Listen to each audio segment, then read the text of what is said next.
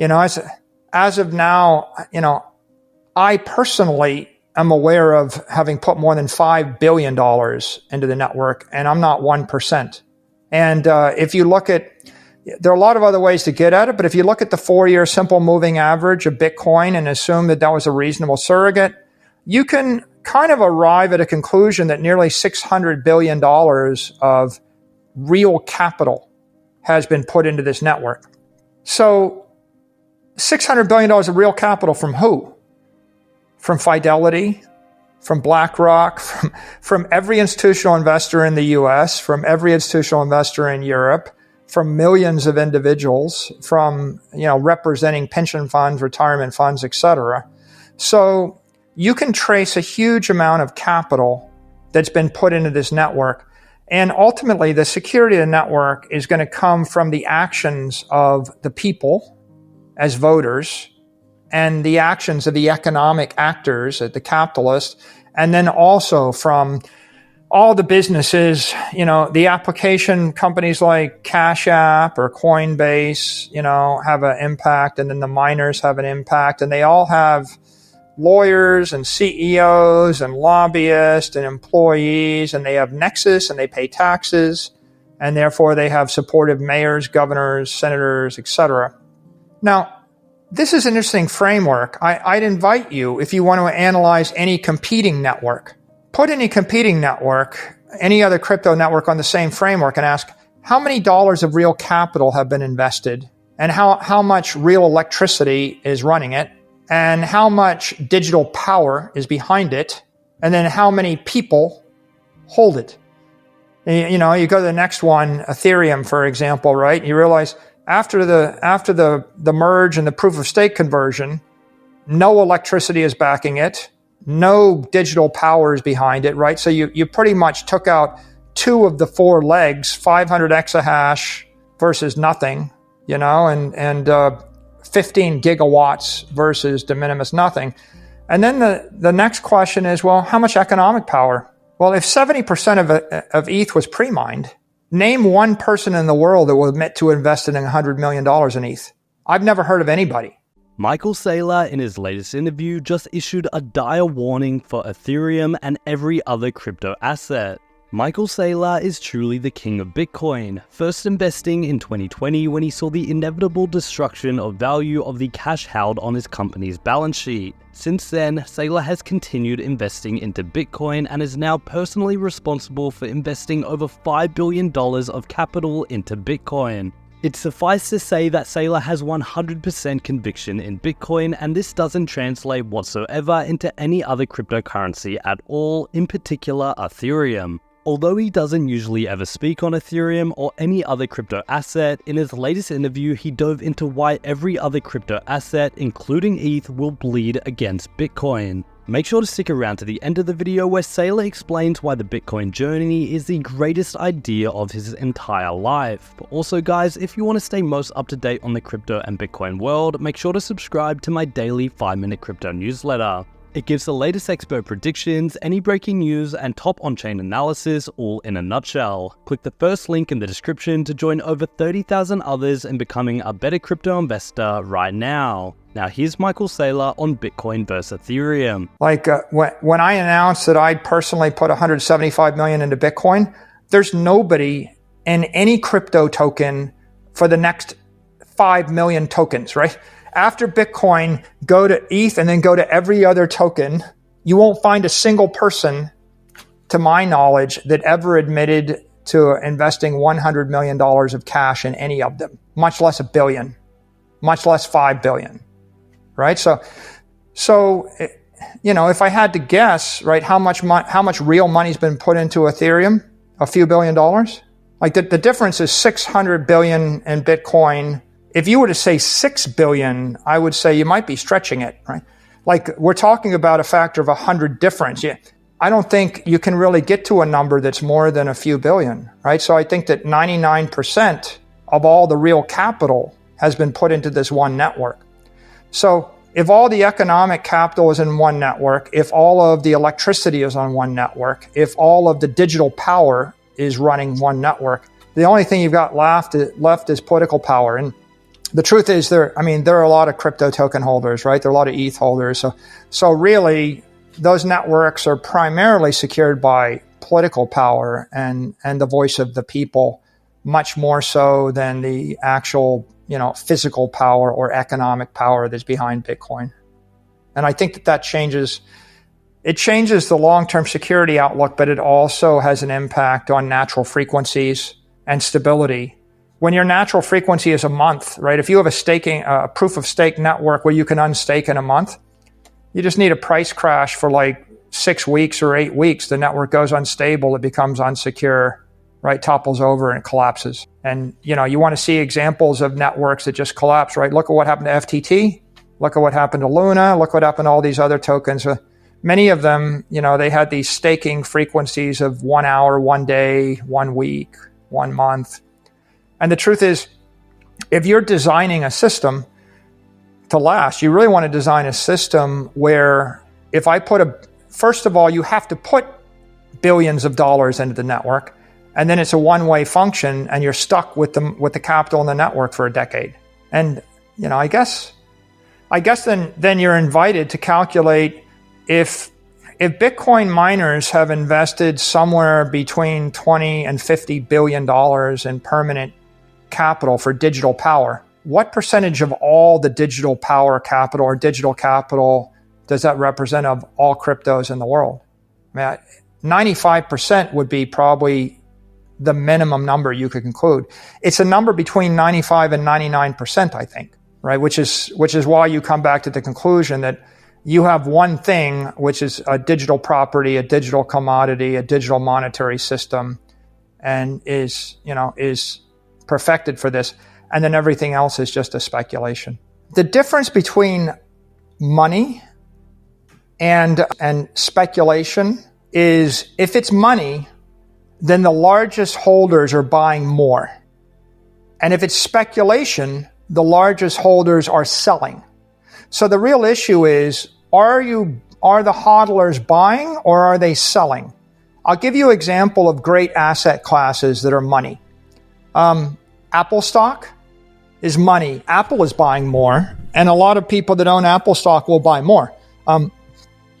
New York City real estate or London real estate or Palm Beach real estate, luxury real estate is money. Because if you look at wealthy people, they're not selling. There's no one bragging about how they sold all their nice places in Palm Beach, New York, and London. They're buying more, right? If you've ever met a rich family that has real estate holdings, they don't sit around saying, yeah, we're going to diversify and we're going to sell next year. We're going to get rid of the entire portfolio at a huge profit over 10 years. What they say is, I'm looking forward to the next deal where we're going to acquire this building, or we're going to buy this other thing, right? They buy and they hold.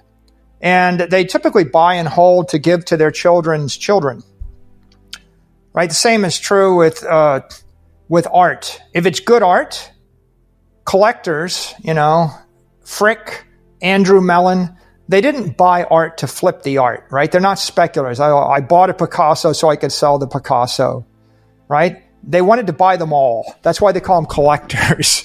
So if something is deemed to be really valuable, you bought $1 billion of it, and your goal is to buy another $1 billion of it. And so if you think about all these things, which thing in the crypto ecosystem is that, right? Bitcoin is that, right? I bought a bunch of Bitcoin. My goal is to buy more Bitcoin, right? It's just a very simple acid test. Do you have an exit strategy, or is that the exit strategy? Andrew Mellon's exit strategy was, I'm going to buy all the great art I can get my hands on. I'm going to build a beautiful building in Washington, D.C., and I'm going to endow the National Gallery with the art as a gift to the people of the country. That was the exit strategy. And you get the idea. It wasn't a speculation. And so Bitcoin is the one thing that qualifies as money because it's going to appreciate in value over time. The world's full of investments that are speculations or trades. Commodities, of course, are not money. Every single commodity other than Bitcoin is going to lose value over time, starting with gold, but certainly silver, soybeans, oil, natural gas. You can't really invest in them. You can invest in property you could buy like all the mineral rights for 10,000 acres. That might be an investment that might go up in value, maybe, but generally it's super scarce, desirable art. It's desirable property. It's Bitcoin. And maybe it's like unregulated digital monopolies, the Magnificent Seven. But even then, your time horizon on that stuff is 10 years. It's not 100 years. I can show you people that will say, I own some New York real estate that I hope to hold for 100 years, right? I mean, I can find property people that would say, yeah, I got 100-year life on that. Like if I offered you all the mineral rights for the entire state of Pennsylvania, might you keep it in the family for a few hundred years? If I offered you the middle of Tokyo or the middle of London, might you keep it in the family for 300 years? Yeah, maybe, if you could afford to pay the taxes. So I think that this hodler dynamic is important, but really it's indicative of the fact that Bitcoin is money.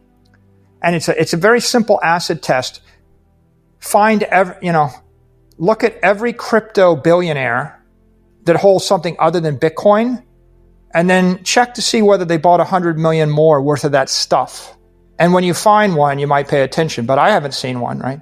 I don't think you're going to see it, because everything else is really a commodity losing value over time. Bitcoin is the money gaining value over time. I would just say my last points are, Bitcoin represents, I said it was rooted in an ideology, right? It's an asset on a network, that, how do I say it? It's an asset on a network based on a protocol rooted in an ideology. And the ideology is a choice of natural law versus human law. We prefer natural law over human law. We prefer physical sciences over computer sciences, and a choice to favor the universe over the metaverse. It's like Elon Musk joked, he said, like the laws of physics, are non-negotiable, right? Whereas the laws of man are suggestions. And Bitcoin is really that submission to natural law. There's a humility to it. And if we look at Austrian economics, if we look at capitalism, if we look at liberty and freedom, and most of the more positive ideologies in the world, they're all rooted in natural law and natural rights. And when you start to try to superimpose artificiality or artificial edicts, it's like humans will come up with 100,000 laws that say you can't bake bread and you have to go to sleep at a certain time, and, you can't think this and you can't say that. And these things get taken to the extreme, and what they do is they destroy the society. It's just too artificial. And in computer science, one of the things about Bitcoin is it's not a big code base, right? Satoshi didn't set out to impress people by writing as much code as possible. The whole idea was to make it the minimum amount of code. I mean, the real goal of great design, right, is the least. Do you see that little video that circulates on YouTube where it shows the guy with the tin can and has got 6 different templates, and he's got 8 different types of blocks, and he's got a triangle block, and he shows it goes into the square hole, and he's got a circular block and it goes in the square hole, and he's got a rectangular block that goes in the square hole. And what he shows is people oftentimes, they overthink and they overdesign. I want to create 8 different ways to do 8 different things, when in fact I can do everything one way. And great designers, they don't come up with 187 buttons. This has got a lot of buttons on it, but the iPhone doesn't have but 1 button or 0 buttons, right? It's like the ideal interface is simple. And so in computer science, when you code all this stuff, you need millions and millions of lines of code to simulate. Think about how many lines of code you need to simulate the way water flows down a hill. I give you a simple hill, I drop a pot of water, I write a computer software, and it's like you're going to write so much software to simulate that. Well, how much code does nature need to make the water flow the right way? Just the water just goes, right? It's not hard for nature to do these things. So what you want is something simple and elegant. And and subject to natural laws, the conservation of energy, right? There is a speed of light. There is a speed of sound, right? There are the laws of gravitation, right? There is conservation of energy. You can't destroy matter. You can convert matter to energy, energy to matter. You can convert energy from light to heat, to acoustic energy, to kinetic energy. But at the end of the day, the energy is conservative. It's there. And so the philosophy of Bitcoin is rooted in physics, and it's rooted in engineering, and it's rooted in a humble submission to nature. And that is the same as the market logic of Austrian economics. It's like, let the market decide. Let the people do what they're going to do. Don't attempt to tell everyone in the universe how to behave, right? Leave them alone. So I say, leave Bitcoin alone. It's a living, organic life form. Just leave it alone, right? You happen to think that the world could benefit from X? Do it yourself on your own application. Risk your own capital. If you want to introduce a protocol and give it to the world, that's fine. You can introduce any number of open protocols. Linux is open protocol. HTTP is open protocol. You can have your own Lightning protocol, create a competing Lightning protocol. You can do all those things, but ultimately respect nature, right? And respect the fact that Satoshi managed to engineer this genetic life form. Satoshi created a crypto life form, released it into cyberspace, and it lived. And everybody before created something and it died. And so after hundreds and hundreds of experiments, they all died, and millions of things that died after it. Here's the one thing that lived, and we should be in awe that thing lived. And we should, our job is to help people adopt it, help it grow and succeed. But you're about as likely to improve the genetic code of Bitcoin as you are to improve the genetic code of a cockroach or a virus or a rabbit. It's leave the things and let them reach their full potential, because Bitcoin's 850 billion right now. There's no reason why we can't reach hundreds of trillions of dollars of an economy without changing, any of the fundamental genetic protocols materially.